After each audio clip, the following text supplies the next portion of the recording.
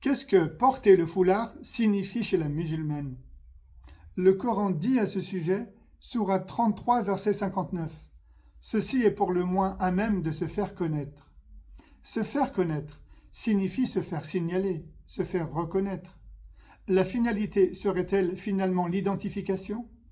La question du foulard, du voile, serait d'abord une question identitaire, communautaire, c'est-à-dire un signe, un indicateur d'adhésion, d'appartenance à une communauté de foi, en l'occurrence ici la communauté musulmane. À présent, quel est le motif qui conduit au port du foulard islamique depuis ses origines? Le Coran dit à ce sujet, sourate 33, verset 53, « Ceci est pour vous plus saint, pour vos cœurs et les leurs. » Dans ce second extrait, on y apprend une seconde finalité, celle de préserver les croyantes et les croyants. Sans aucun doute, Allah connaît les cœurs de chacun, comme il sait aussi ce que cachent les sentiments dans les poitrines des gens. Ceci est pour vous plus saint, c'est-à-dire plus pur, dit le Coran, plus pur pour nos cœurs et les leurs.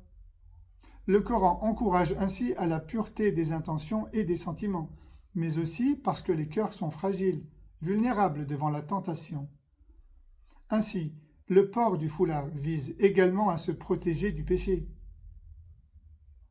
Dans l'extrait suivant de la sourate 33, verset 59, Allah rajoute « pour ne pas se laisser risquer à une atteinte », c'est-à-dire que le port de la tenue vestimentaire chez la femme musulmane sert un troisième but, celui de ne pas se laisser importuner, c'est-à-dire de ne pas se laisser aborder, approcher, accoster par des demandes hors de propos, au risque de se faire agresser. Ainsi, le port du foulard vise à se protéger d'une agression également.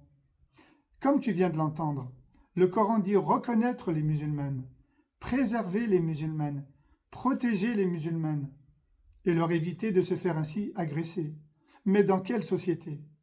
Alors à présent, réponds à ma question. Où la sourate 33 a-t-elle été révélée? Où la sourate 33 dans lesquelles les versets 53 et 59 est-elle descendue?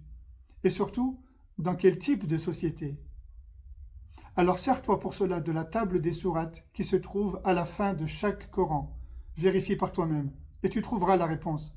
Est-ce que l'appartenance à l'islam pour la musulmane se résume finalement au port du foulard?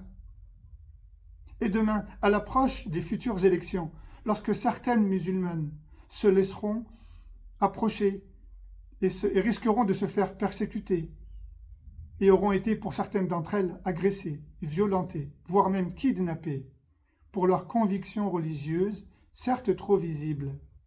Parce qu'aujourd'hui, les politiques crient à bas le voile. Alors que feriez-vous? Que déciderez-vous?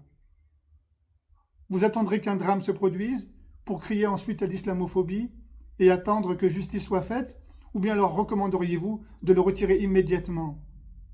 Alors pourquoi les mosquées, les associations musulmanes ne parlent-elles pas des vraies problématiques que pose l'islam de France aux Français et à la société française?